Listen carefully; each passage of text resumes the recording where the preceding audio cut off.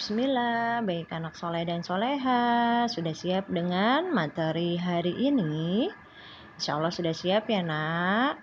Dan tetap semangat walaupun masih harus belajar dari rumah.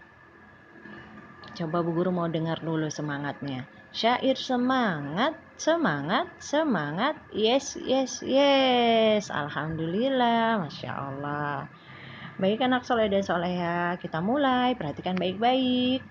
Kita masih di tema binatang. Siapa yang masih ingat apa itu binatang? Binatang adalah makhluk ciptaan Allah yang perlu kita jaga, kita sayangi, dan kita rawat agar tidak punah, tidak habis. Seperti itu nak. Dan pekan ini kita sudah masuk pada subtema binatang air, yaitu binatang yang hidup di air. Yuk kita lihat jenis-jenis binatang air berdasarkan tempat tinggalnya. Ada apa saja ya? Ada binatang air tawar, yaitu binatang yang hidup di perairan yang ada di daratan seperti sungai, danau, waduk. Lalu ada binatang laut, binatang yang hidup di laut. Dan ada binatang amfibi, di mana binatang amfibi ini adalah binatang yang bisa hidup di darat dan di air. Yuk kita lihat contohnya satu-satu nak.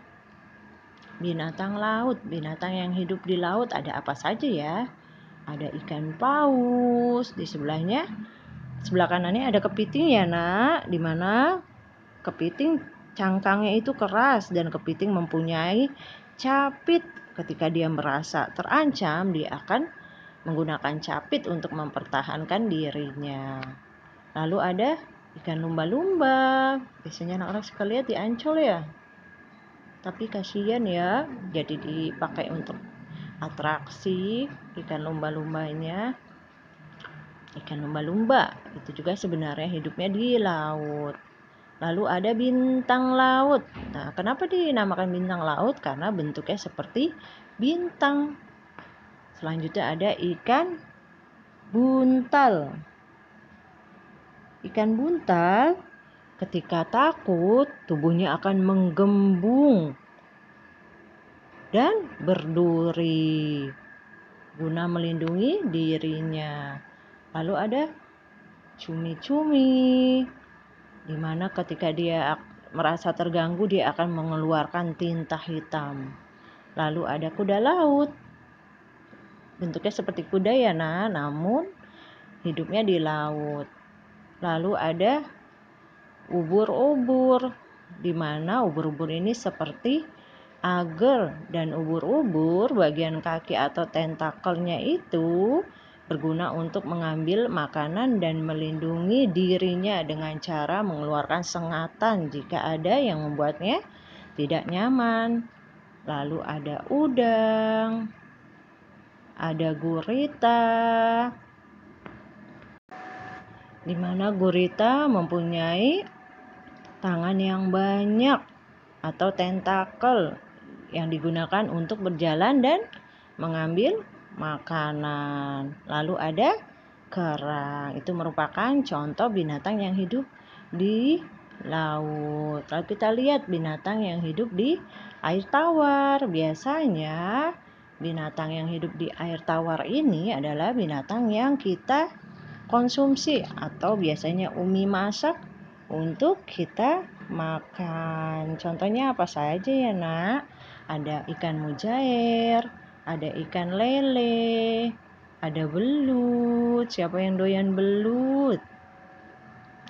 Lalu ada ikan nila dan ada ikan mas. Itu merupakan contoh-contoh binatang yang hidup di air tawar. Selanjutnya kita masuk di binatang amfibi, yaitu binatang yang hidup bisa di darat dan di air. Contohnya ada apa saja ya? Ada katak atau kodok. Anak-anak tahu apa perbedaan katak atau kodok?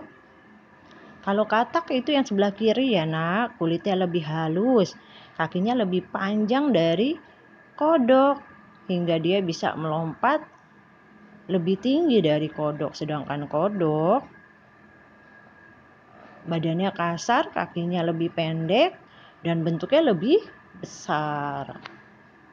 Lalu ada apa lagi? Ya, buaya. Ternyata buaya itu merupakan hewan amfibi, di mana buaya bisa hidup di darat dan di air. Lalu ada anjing laut.